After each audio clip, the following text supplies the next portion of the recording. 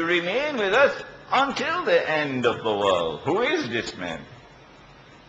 And he came and sat directly in front of the Prophet ﷺ and asked 5 questions, as though he's a schoolmaster. And the Prophet replies, and every time he would reply, this man would say, your answer is correct. He's schoolmaster. But this is the messenger of Allah. And after asking the question, he got up and he left as suddenly and as strangely as he had come. And then the Prophet asked, do you know who he was? So we said, Allah and his messenger. You know best, we don't. He said this was Jibreel alayhi salam. The first time, the only time, the last time in history that the angel Jibreel alayhi salam appeared in front of everybody. And everybody could see him as a human being. It never happened before. And it will not happen again. The only time. Oh, this is history. If you forget this, you pay a price for it. This is history.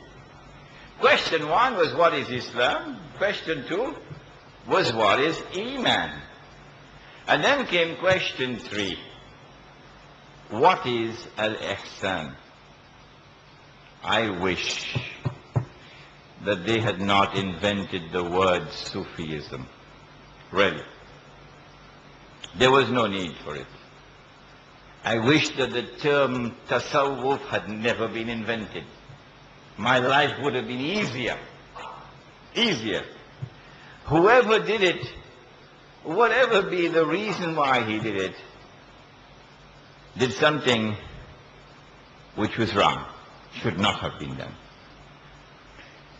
Because Allah subhanahu wa ta'ala has himself given us the word.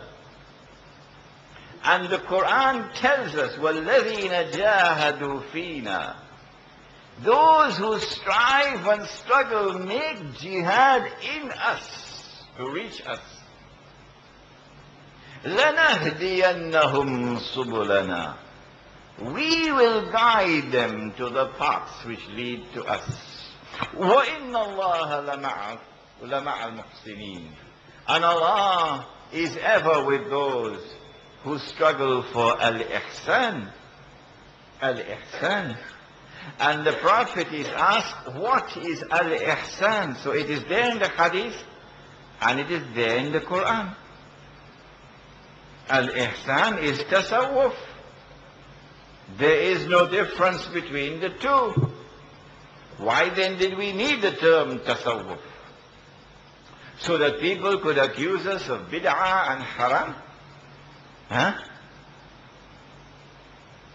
I agree with Dr. Israr Ahmad of Pakistan, the Amir of Tanzim-e-Islami, who has argued that we should use the terminology which is given by Allah and His Messenger, al-ihsan, and do not use any other terminology. I agree with him. The Prophet replied, sallallahu ta'ala alayhi wa sallam, and he said of al-ihsan, he said, it is أن تعبد الله كأنك تراه, that you should worship Allah, that you should serve Allah as though you're seeing Him. فإن لم تكن تراه, for if you cannot see Him, فإنه يراك, surely He is seeing you, and you should have that consciousness. But when Musa alayhi salam went up the mountain, Mount Sinai, did he not ask? I told you last night, the test of true love in the heart. If you say you have love in your heart, then you would long with a great, great, great, great longing to see the face of the one you love. If you had to wait 1,000 years, you will wait. even for a glimpse of the one you love. If you have to walk 1,000 miles, you would do it gladly, just even for a glimpse of the face of the one you love. This is love. And so Musa alayhi salam says, Arini anzur ilayk. Show me your face. I want to see you. This is love.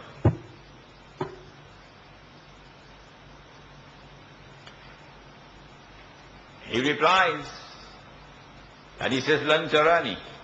No, Musa alayhi salam. You can't see me. Meaning, now with these eyes you can't see me. But the companions of the Prophet alayhi salatu wasalam, they ask, O Messenger of Allah, will we be able to see Allah on the last day, the day of judgment? He responded and he asked, do you have any difficulty in seeing the sun when it is the middle of the day? They said, no problem, we can see. He asked, do you have any difficulty in seeing the moon when it is full moon? Full moon? They said, no, no difficulty. He said, that's how you're going to see your Lord on the last day. Allah says, you can't see me. And the Prophet says, you will see him. Now we can understand that there is no contradiction here. The meaning is, you can't see me with these eyes. No? But do we have any other eyes beside these eyes? The Quran says yes. The heart can see. And so it is with the heart that we will see Allah on the last day.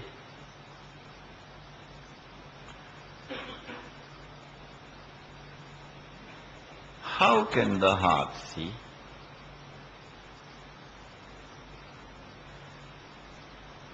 We said, in order for the heart to see, it must first embrace Islam, the truth. Only the truth will deliver internal sight.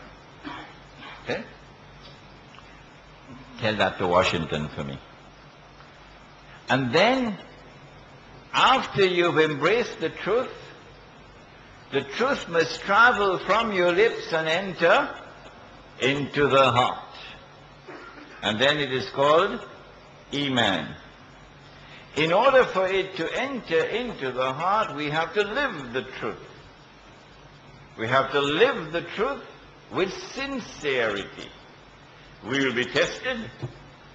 We must pass the test.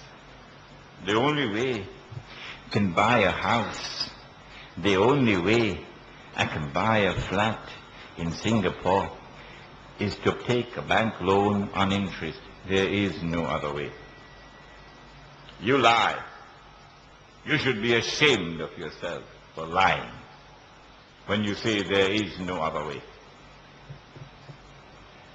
When the angels are taking such people into the hellfire, and the angels ask, Fima kuntum? What went wrong? How come you landed in this mess? And we're taking you into the hellfire. And then you reply, well, there was no other choice for us. There was no other way we could buy a flat except with a bank loan on interest. And then the angels ask, this is Surah An-Nisa. Alam takun ardullahi wasi'ah fatuhajiru fiha. Was Allah's earth not wide that you could have searched somewhere on Allah's earth where I can live without disgracing Him, where I can live without betraying Him into the hellfire? And so you will be tested. And only when you pass the test will Allah put the truth in the heart.